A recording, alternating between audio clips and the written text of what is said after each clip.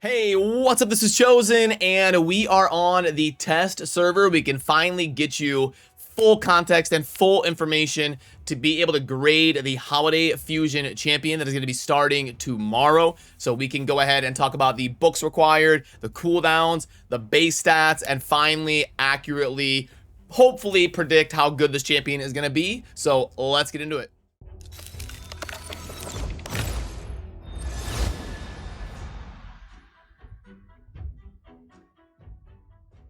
Alrighty, so first of all, this thing is huge. Doesn't this seem like a massive champion? Like if we just look aesthetically at this and kind of look how much it takes up the screen, even when I'm fully zooming out, and then we compare it to kind of like Draco. It stands similar to Draco. So we go to Lizard, pull up Draco. Like doesn't Draco seem like half the size? So it definitely seems like a massive champion here. I bet it's gonna look extremely big on the battlefield. And in terms of aesthetics, I mean, it looks pretty cool. It's just, it's interesting. It's, you know, it looks like a collage of 3 different champions or something. You got like a dog, bird, lion, a rhinoceros. There's a lot going on here, but I mean, I guess all in all, it looks interesting. But anyway, enough of that. Let's get into the important stuff. We can finally see the books, the debuff chances, and how everything is going to shake out. So on the A1, we've, okay, this is mostly normal, what we would think would happen. We've got the, we can buff this up to a 70% chance of decreased accuracy on an A1. Okay, I wish it was a double hitter. I wish it would be attacks one enemy twice. That would be nice. But anyway, we've got, this is a 3-turn cooldown, so that is nice. This was definitely needed on this. When it's going to be debuffs and defense, we need this to book to a 3-turn cooldown. Now, the moment of truth is, does the A3 book to a 3-turn cooldown? Because if it does, this champion is going to be pretty good.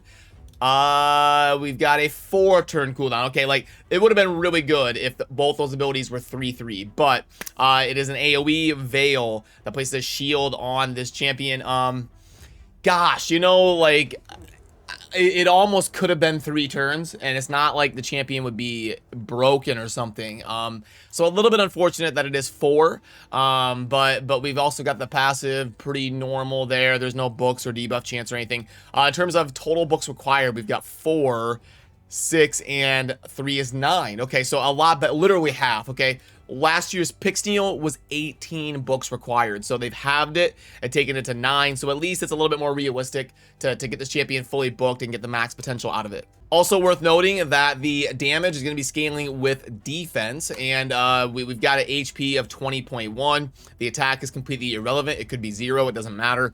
1432 is pretty good base defense. So if we compare it to a champion like Valkyrie, we can see that Valkyrie is at almost 1600, which is a pretty insane base defense, but still pretty solid. There's really nothing wrong with the base stats here so far. The HP may be a little bit low. I would have gone to like 21k or something, but the speed of 102 is pretty nice, and then crit rate, crit damage are pretty normal. Getting 60 on resistance and accuracy for a base is pretty good. I think the average is about 40 when champions combine their accuracy and resistant base. So getting 60 there is pretty nice. So now that I can see everything, I think a solid champion. I kind of stand by my original grade of about 7.5, 7.8 or so out of 10.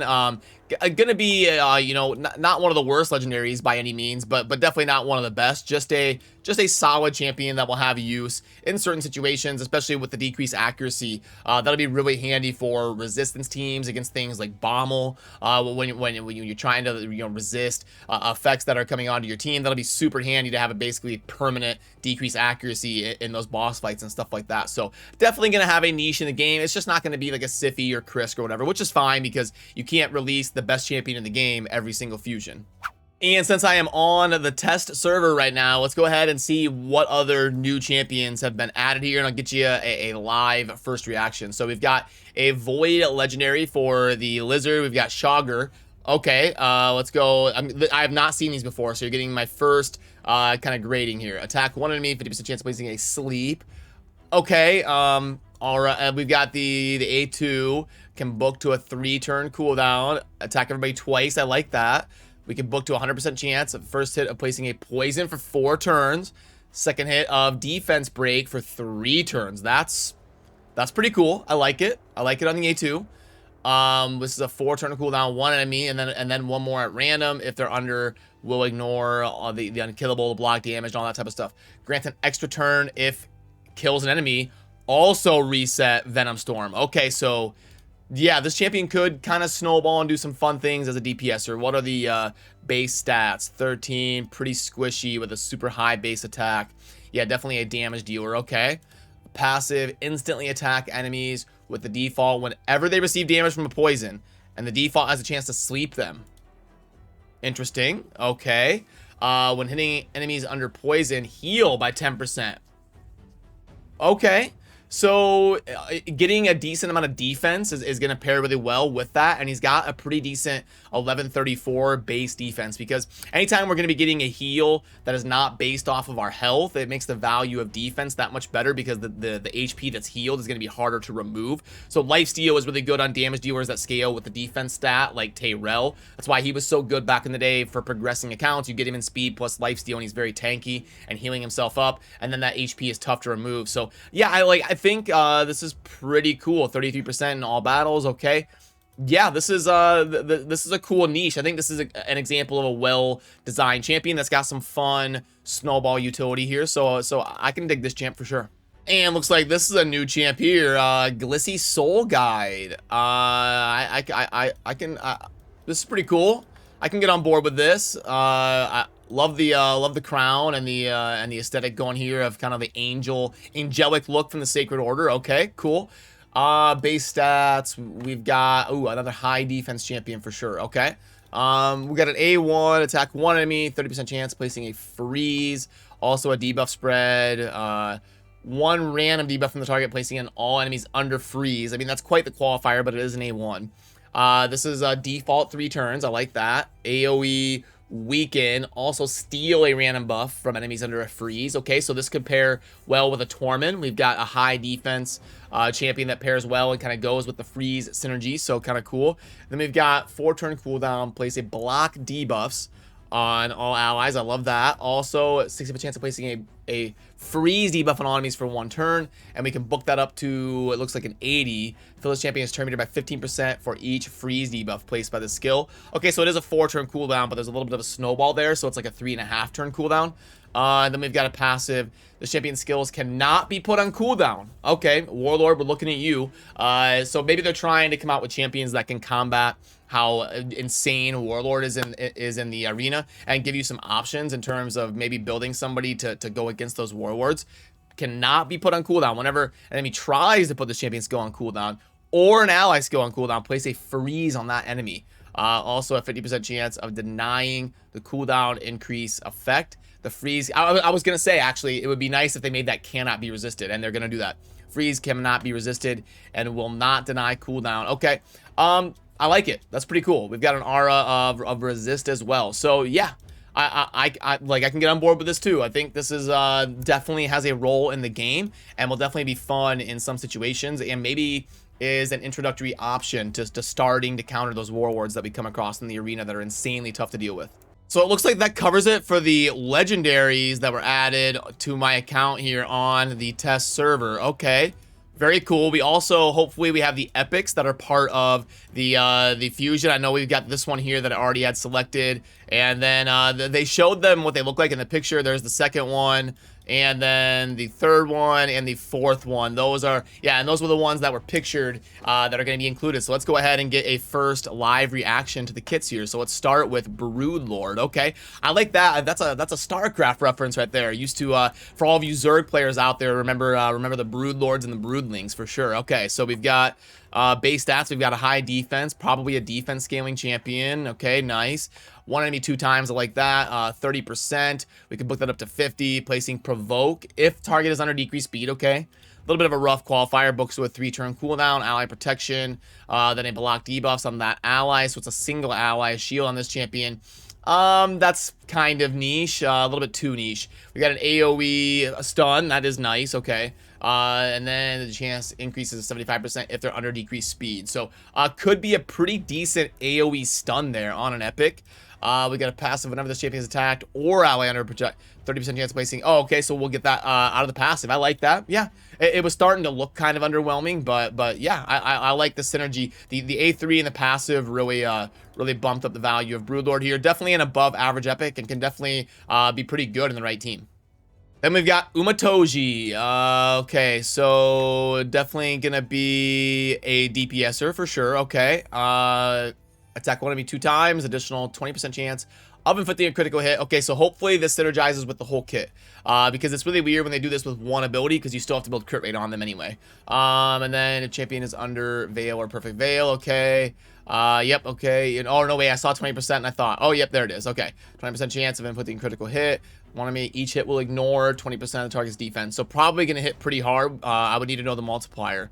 Place a Perfect Veil and a 30% increased speed on the champion, then fill the champion's turn meter by 40%. So usually when you do something like this, you want it to grant an extra turn, because when you're only affecting yourself and you're not doing any damage, that's a little bit rough for a turn. So you can see they're trying to mitigate that by also filling turn meter by 40%. So it's not quite an extra turn, but it's kind of a half extra turn, because it's going to fill the turn meter. You definitely need something like that, because you'll see in the arena, you've got like Candrafon, where he's got the ability on his, where he like increases his crit damage and stuff like that. If I pull up Candrafon, he's got the On the Hunt, where he places the Veil and the increased attack and the crit damage, which is great.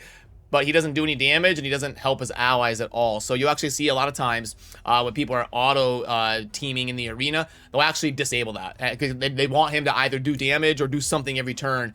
So they'll just disable that. So a little bit rough if you don't get any sort of turn meter or any sort of extra turn. Then that's why they get that 40%. So that's all right. Passive, whenever the champion's attack, completely block 1 hit, decreasing the incoming damage to 0, and then counterattacks with the default. Whenever attacked, completely block 1 hit.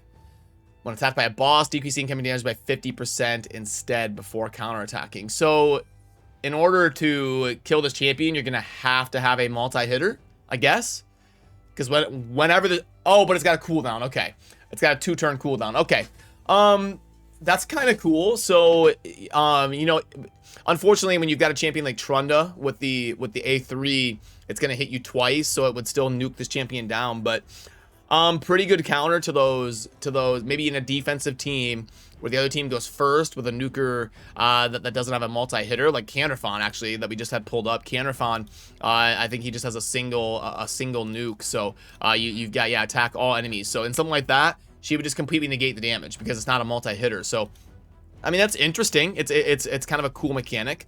Then we got an aura crit rate. I mean, okay, it synergizes with her style here, but yeah, I mean, as an epic, like, kind of cool. I like how it brings a new mechanic to the game. I don't think it's gonna be the godliest epic or anything, but it definitely has a role. Then we've got Visionary. The stats are interesting. Not really. Yeah, it's just kind of low on everything. Okay, so we've got an A1, 30% chance of decreasing the target's turn meter by 15%, if the target's under decreased crit rate or decreased crit damage. I mean, could be fun in the Fire Knight, 30% on the A1, but, you know, but yeah, I mean, it's an epic, it's kind of a low percent, and you can't, it's 30% to decrease by 15, so it's really only like a 4% turn meter reduction when you kind of couple everything up over the long term of a battle, because the 30%, you got to like take this into a third, because you're not going to get value out of it all the time, but it is 100% if you can at least pair them with crit rate or crit damage. So hopefully, yeah, okay, so okay, it's a little bit better than that because they place it themselves. Okay, so AoE 3-turn cooldown, we can book it to 100% of decreased crit rate and decreased crit damage, so gonna make your team pretty tanky. And then places 30% increased crit rate and increased crit damage on all allies, and also fill turn meter by 15, speed and dungeons by 24. Yeah, I mean, so it'll make your team a lot more tanky, and it could be decent for progressing accounts because increased crit rate is actually a lot better in the early game than it is in the end game. When you're developing your raid account and you don't have awesome gear, the increased crit rate can help you out a lot when it's tough to get to 100% crit rate. So yeah, I think, and it's going to make you a lot tougher when you're trying to progress as well. So I think this is more of a progression type champion, and it's, you know, it's all right. And the fourth and last epic that is going to be part of the fusion is Masamoto. Okay, so Another defense champion. Okay, lots of defense champions. Only 3 abilities, so super simple. 1 enemy 2 times. 10% chance of, holy books. So, okay, we can go from 10%, 20, 30. We can get up to 30% of now it doesn't say on each hit. It just attack 1 enemy 2 times with a booked up 30% chance of stealing a random buff. I mean, it's not that bad. It's gonna be pretty good for like the Spirit Keep and things like that. So, all right. And we got an AOE placing a decreased attack. Okay, and then place increased defense on all eyes and also fill turn meter. 4-turn cooldown's a little bit rough. So, this one might be the worst of the bunch of the 4 epics.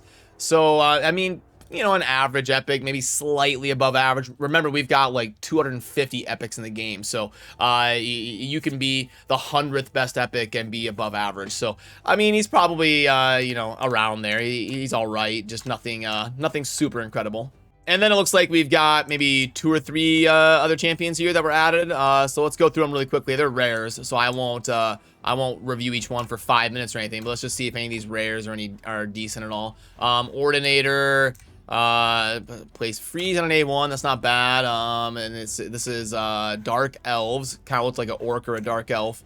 Attack 50% chance. Bomb and 1 attack, 30% chance of decreasing. I mean, all right, that's pretty niche, but it is a rare. But I don't think we'll see a lot of play. We've got Raiden. I mean, Itinerant. Okay, we've got the A1.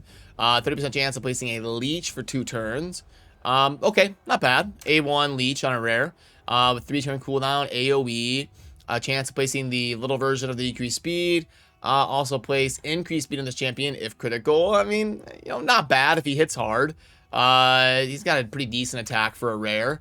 Attack 1 enemy, decrease the enemy's max HP by 30%. So it could be like a budget option for the Scarab or something, where you've got a built-in kind of pseudo destroy set. So I mean, okay, at least has a niche in the game.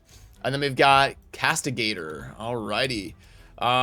Base stats, an HP champion. Okay. And then attack 1 enemy, place provoke. That's pretty nice. Then the A2 is going to be heal the ally with the lowest HP by 20% of this champion's max HP, then equalize and grant an extra turn. That's pretty solid A2 for a rare. Receive 15% damage. Okay, so, I mean, you know, yeah, not that bad for a rare. Definitely an above average rare with at least some utility here, so not bad. And it looks like that's all, because the champions they add are fully maxed and ascended on the test server. So I don't think... Oh, no, wait, we missed one. Misery Cord. Okay, we've got A1 2 times each hit, place decreased speed. I mean, that's handy. That's a good A1 on a rare. AoE, fill champion's turn meter for each living enemy. What's the base speed? 98. Okay. And then the A3 plays counterattack on 25. So... yeah, I mean, the A1's pretty solid, but the rest is pretty niche here. I think I got everything else. We got Ordinator, and then we got the 4 epics in the Fusion, okay. And it looks like all I had for the new Legos on the test server was the Fusion champion, and then the couple that we went over right here with Glissy, and then the Void Lego Shogger. So, alright, now we are back on the main account, and I can get you caught up on everything going on in the game today. And remember, we're going to have the Fusion starting tomorrow, as far as we know. So, you can see the 4 epics that were in the picture, and we went over them on the test server. They look interesting. I think a couple of them are going to be pretty solid, and a couple of them are going to be pretty average. So, at least some new epics coming to the game that are going to have some utility. And then the Fusion champion looks all right. Like I said, 7.8 out of 10 or so. I think worth going for, as long as you've got the resources to do it realistically. So all in all, should be better than last year's Pixel Fusion for sure. I know that bar is kind of low, but at least it's going to be better than that. Anyway, today you have got the extra legendary event ending on your Sacred Shards. So if you want to get that done, right there is the countdown to go ahead and get your bonus legendary out of the Sacred Shards. But I don't know if spending $25 for 1 Sacred is going to be the route that you want to go, even if they pop up into your face like that. But okay, let's go ahead and dive into the tournament tab and see what is going on. We have got The Ice Golem tournament, that has got the special rules, remember, where you can only use champions from Demon Spawn, Undead, Dark Elves, and Night Revenant, the 4 down there, the 4 subset there. So I would go by how realistic your group is to participate in. It looks like I've already got 3 people going pretty hard on this one, so I might just let this go. I don't know if it's worth grinding the Ice Golem worth that much energy. It looks like I'm going to need to get to 5,000 points to even have a sniff at winning this. So for me, it's probably not worth it to even bother with this. But for you, like if you've got a bunch of people that are down here at 30, 50 points, like it might be worth it to go ahead and get the 2100 if you could scoop up the chicken, the epic book, the void shard, and a full set of 6-star epic relentless gear with an ancient shard and some charms. Might be worth it for you. For me, unfortunately, it looks like people are already kind of going crazy. But also worth noting, the Fire Knight is going to end today, and the Fire Knight right now is pretty buffed up because you are getting a drop fever for the Savage set that is boosted up. So you can never have enough good Savage gear on your account for those damage dealers. Definitely worth taking note that that is going to be ending today. Then under the events tab, remember to pull your 20 shards today so that you can scoop up your points in the Fusion warm-up event. Make sure you've got that cap of today you have earned 20 out of 20. So the cheapest way to do it is just go in, pull 20 mystery shards, and you are set. Champion training going to be ending today, but really nothing to note here. I would probably honestly just skip this because we've got, like I said, the holiday fusion coming up, and you're probably going to want to go for that legendary.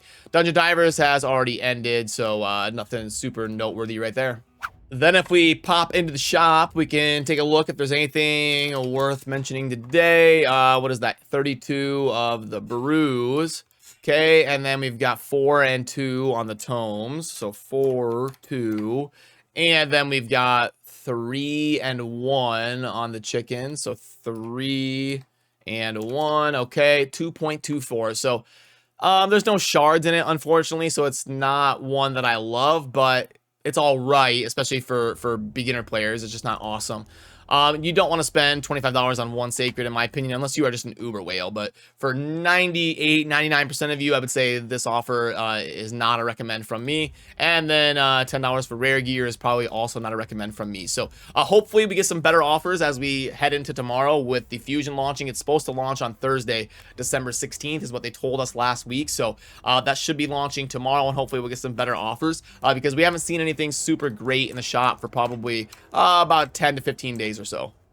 But yeah, that covers wanting to go over the stuff that was coming through on the test server. I'm gonna head on over to stream where I can play around with these champions and discuss this stuff with you and get them added to the tier list, and you can give me your input. I'm gonna talk with all these champions and with viewers and stuff and see if we can get the tier list updated and get them all added on there, because you can see on the live game there is no fusion champion or anything yet, but that stuff should show up in the index tomorrow, if not the latest the next day. But if you would like to get a first look at some of these champions in action, I'm gonna head on over and play on the test server live on stream, where you can find the link down below in the pinned comment if you'd like to stop by and say hi. But if not, enjoy the rest of your day and good luck in the fusion kicking off tomorrow. I will get another wrap-up video out tomorrow morning to keep you in the loop. So that'll do it for me on this one. Don't forget to subscribe on your way out, and hopefully I will see you at some point over live on stream. As always, thank you for watching. Have a good rest of your day.